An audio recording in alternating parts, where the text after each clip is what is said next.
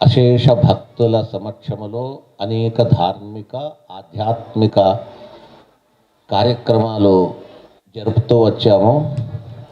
ఇది ఒక మహాయజ్ఞం. ఇది సంకీర్తనం అనేది ఒక గొప్ప యజ్ఞము కలియుగములో. భక్తుల హృదయములో భగవంతుడు ఎప్పుడు కూడా చోటు చేసుకొని ఉంటాడు. ఎవరు సంకీర్తన చేస్తుంటారో భగవన్నామ సంకీర్తన, అప్పుడు ఆ శ్రీమన్నారాయణుడే మనం పిలువకున్నా మన హృదయంలో వచ్చి కూర్చుంటాడట. ఈ విధమైన భగవత్ సాన్నిధ్యం అనేది కలియుగములో సంకీర్తన గావించే వారి యొక్క హృదయ సింహాసనములో వచ్చి ఆ పరాత్పరుడు నెలకొని ఉంటాడు.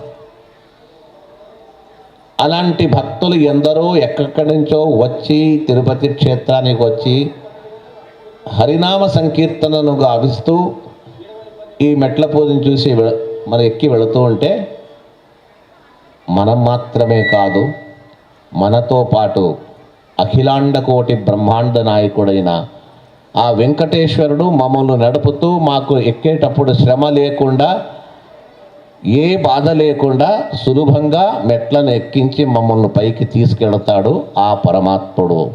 ఆ భావనకే మనం మెట్లు ఎక్కుతూ ఉండాలి. మరొక ఎక్కేటప్పుడు ఒక్క నియమాన్ని పాటించాలి.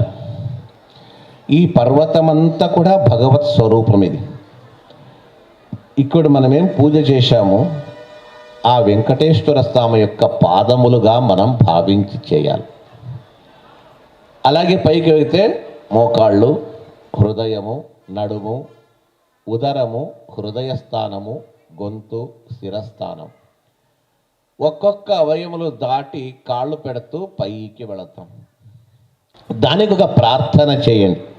స్వామి, నీ నివాస స్థానం ఇది, పాదభాగం నుంచి పై వరకు నీవే ఉన్నావు, నాకు వేరే విధి లేక నీ పర్వతం పైన కాళ్ళు పెడుతున్నాం. తవ మూర్తి కృతావాసం శ్రీనివాసం ద్రష్టుకామ. ఈ పర్వత పై భాగములో ఉండే ఆ శ్రీనివాసుని చూడాలా అనే ఒక తపన నాకుంది. పాదస్పర్శము కాళ్ళు పెట్టి ఈ పర్వతం ఎక్కుతున్నాను, క్షమించు, నాకు సుఖంగా నీ దర్శన భాగ్యాన్ని కల్పించు అని చెప్పేసి ఈ ప్రార్థన చేసి మనము కొండ ఎక్కాలని చెప్పేసి మన పురాణములు, వ్యాస భగవానులు ఈ పురాణములో చెప్తున్నారు. అందుకే ఈ విధంగా మనం ప్రార్థించుకోండి. ఇప్పుడు చెప్పిన ప్రకారంగా ఈ సమగ్రమైన పర్వతము స్వామి యొక్క సాన్నిధ్యముతో కూడి ఉంది. కాళ్ళు పెట్టిన భగవంతుని పాదములపై పెట్టినట్టుగా, మోకాళ్ళ పైన పెట్టినట్టుగా, హృదయం పైన కాళ్ళు పెట్టినట్టుగా అవుతుంది. అయినా చిన్నపిల్లలు తల్లిదండ్రులపై కాళ్ళు పెట్టి చిన్నప్పుడు ఇలాగ ఆటలాడతారో, ఆ తల్లిదండ్రులు ఇలాగ కోప్పడరో, మమ్మల్ని చూసి కూడా ఆ భగవంతుడు భక్తి ఉన్న మనుషులను క్షమించి వారికి అనుగ్రహిస్తాడు. ఆ అనుసంధానం, ఆ భావనతో మనం మెట్లెక్కి వెళ్ళాలని. ఈ మెట్లెక్కి వెళ్ళేది ప్రాచీన కాలం నుంచి ఉంది. అప్పటికీ చేతకానటువంటి వారు, ధనవంతులు, జమీందారు, శ్రీమంతులు మోసేవారు ఉంటే వాళ్ళ పల్లకిలో కూర్చొని వెళ్ళేవారు. అయితే మన ప్రాచీనులైనటువంటి వ్యాసరాజ యతీశ్వరులు, పురంధరదాసులు, కనకదాసులు వంటి, విజయదాసులు వంటి మహనీయులు వారు ప్రతి సంవత్సరంలో ఒకసారి 2 సార్లు ఇలాగ వచ్చి నడిచి వెళ్ళేవారు. వాళ్ళు వస్తే ఒకరిద్దరు వచ్చేవాళ్ళు కాదు, వాళ్ళ వెంట వందల సంఖ్యలో భక్తులు వాళ్ళను అనుసరించి వచ్చేవారు. ఇలాగ వెళుతూ ఉన్నప్పుడు వ్యాసరాజ యతీశ్వరులు వెళితే రాజగురువు అయినటువంటి విజయనగర సామ్రాజ్యానికి రాజగురువు అయినటువంటి వ్యాసరాజ యతీశ్వరులు వెళితే కృష్ణదేవరాయు పరిగెత్తుకుంటూ తాను వచ్చేవాడు. తన పరివారంతో వ్యాసరాజ యతీశ్వరులతో పాటు తాను కూడా ఎక్కి నడిచి ఆ పర్వతం పైనటువంటి స్వామిని సేవించి వచ్చేవారు. ఏ 500-600 సంవత్సరంలో ఒక రికార్డు ఇతిహాసం ఉంది.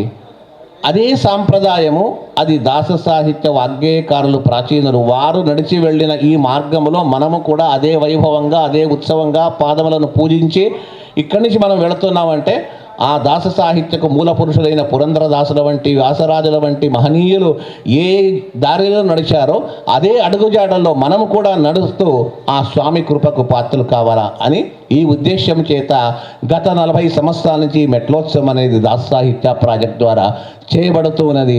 ఇలాంటి ఉత్సవంలో ప్రతి మెట్లోత్సవానికి ఎందరో భక్తులు ఒక్కొక్క చోటు నుంచి వస్తున్నారు. వాళ్ళు కూడా ఎక్కి స్వామిని దర్శించి అందరూ కూడా తరిస్తున్నారు.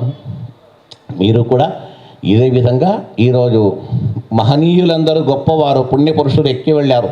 వారి అడుగుజాడల్లో నేను నడుస్తున్నాననే ఒక భావన చేత మనము నడిచి స్వామి కృపకు మనమందరం కూడా పాత్రలవుతాము. దయచేసి మనం ఎక్కేటప్పుడు తొందరపడకుండా, ఒకరినొకరు తోసుకోకుండా సావధానంగా నిదానంగా వెళ్ళండి. తొందర ఏం లేదు, నిదానంగా వెళుతూ మనము, ఎందుకన్నట్టయితే వేగంగా వెళితే ఆయాసమై శ్రమ అవుతుంది. నిదానంగా నడిస్తే బాగా ఉంటుంది. వీలైనంత మీరందరూ కూడా భక్తి ప్రపత్తులతో వెళ్ళి స్వామిని సందర్శించండి.